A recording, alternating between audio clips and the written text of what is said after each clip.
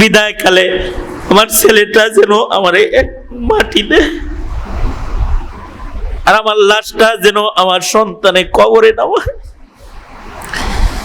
আমি ভিক্ষা করে ওরে খাওয়াবো, কিন্তু পরপুরুষের কোলে চইরা কবরে নামতে ভয় পাই। আমার উরুষের সন্তানের কোলে আমারে কবরে নামাও। এবার সন্তানের সাহস হয়েছে, আর মার সামনে দাঁড়ায় বলে, মারে তোর দোয়া, তোর লাশ নামানোর জন্য আমাকে তোর দরজায় নিয়ে আইছে। মা দুই হাত পেতে দুই যুগ আগের হারানো সন্তানকে সব অপরাধ ক্ষমা কইরা কোলে নিতে সামান্য দেরি করে না, কারণ এটা হুব্বে তাবঈ, এটা আল্লাহর দান, ভালোবাসা। মায়ের হৃদয়ে এই মুহাব্বত দানকারী আল্লাহ। এ কারণে যাদের পিতামাতা আছে, এই মুহাব্বতটার কদরদান হও।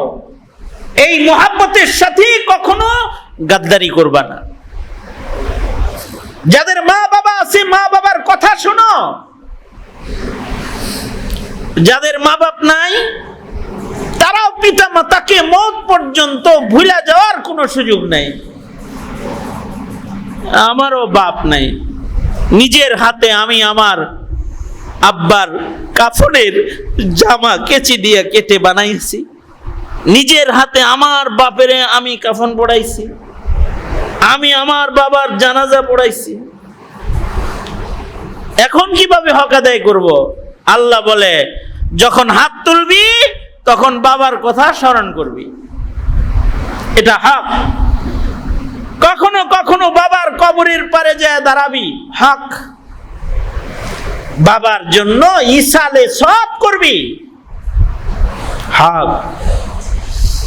যাদের মা বাবা নাই, তারা মা বাবার জন্য দোয়া করবে, কারণ এই পৃথিবী শেষ। এবার হেও খ্রিস্টান, বিয়ে যেটা করছে ওইটাও খ্রিস্টান, আর মা বাবার সাথে ক্লোজিং। এমন বহু পিতা মাতা চোখের পানি ফেলে কাঁদে, আছে না নাই? এইরকমই আর কি একটা ঘটনা, যে বিয়া কইরা দেশান্তর হয়ে গেছে। আগের জমানা, মা বাবার লগে সন্তানের কোনো তাল্লুক আর নাই। এই 2 যুগ পার হয়ে গেছে। 2 যুগ পরে হঠাৎ করে এমন অসুখ হইছে যে তার যৌবনও নষ্ট হয়ে গেছে, তার সম্পদও শেষ হয়ে গেছে, ব্যবসা বাণিজ্য ক্লোজ, যৌবনও ক্লোজ। যদি কোনো যুবকের যৌবন না থাকে, টেকাও না থাকে, তাতেও মহিলাটা তো তারে খালি আই লাভ ইউ বলবে, তাই না? কি কথা কও না কে? তোমার যৌবনও নাই, টেকাও নাই, তাতেও আই লাভ ইউ বলবো, তো আই লাভ ইউ বলবো, তোমারে লাথি দিব তোরে বেটা। যৌবনও নাই, টাকা পয়সাও নাই, তো বের করে দিচ্ছে। এখন শ্বশুর বাড়ির থেকে আউট। একদিন তো ঘর জামাই ছিল, বউয়ের সাথে খুব আনন্দের সময় কাটছে। এবার যখন যৌবনও ক্লোজ, পয়সা পাতিও নাই, ঘাড় ধইরা বিবি বাইর করে দিছে। বিবির অন্যত্র বিয়ে হয়ে গেছে, শ্বশুর শাশুড়িও বাড়ির থেকে তাড়াইয়া দিছে। এবার অসুস্থ বদনে রাস্তায় দাঁড়িয়ে চিন্তা করে, পৃথিবীতে আমার তো থাকার কোনো জায়গা নাই, তবে একটা জায়গা আছে যেখানে গেলে এখনো হয়তো আমাকে এভাবে তাড়াইয়া দিবে না যেভাবে এখন তাড়াইয়া দিয়েছে, সেটা হলো আমার মা বাবা। এই অসুস্থ বদনে এবার দেশান্তর থেকে আবার দেশে ফিরে এসে নিজের বাবার ভিটায় আইসা দাঁড়াইছে। কিন্তু দেখে বাবার ভিটায় কোনো ঘর বাড়ি নাই, ফল বাগান। রাখালকে বলে, ভাই এই বাড়িটা কি অমুকের নয়? জি। তিনি কোথায়? কয় তিনি কবরে।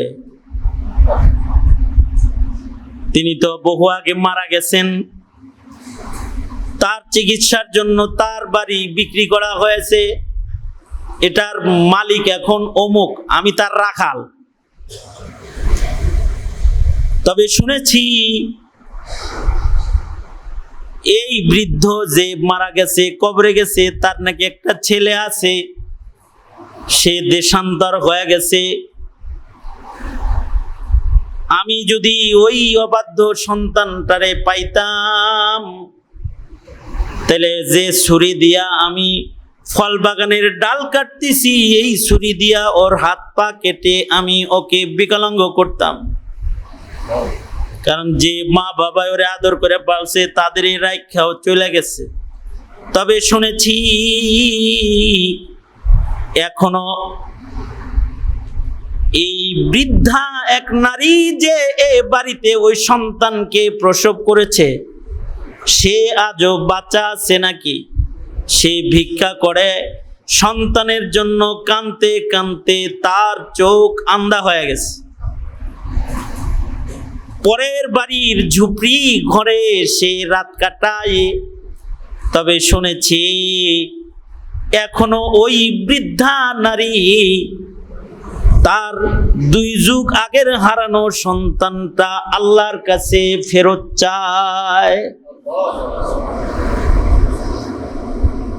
ওইদিকে ওই বাড়ির ঝুপড়ি ঘরে নাকি থাকে, দিনে গেলে পাইবা না, তবে সন্ধ্যায় হয়তো সে ভিক্ষা কার্য সম্পাদন শেষে ফেরত আসবে।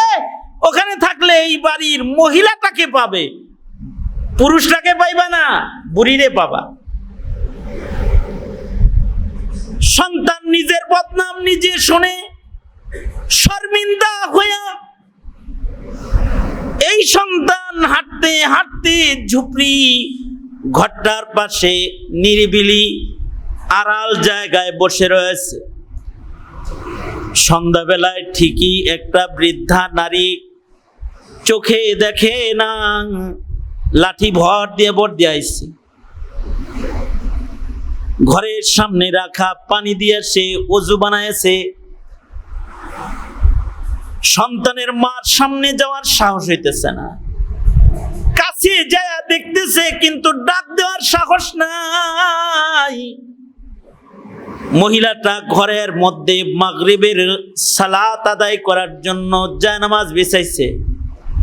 নামাজ পড়ে নামাজ শেষে 2টা হাত আকাশের দিকে তুইলা কান্দে আর কয়, আল্লাহ 2 যুগ আগে সন্তানটা লয়ে গেলা।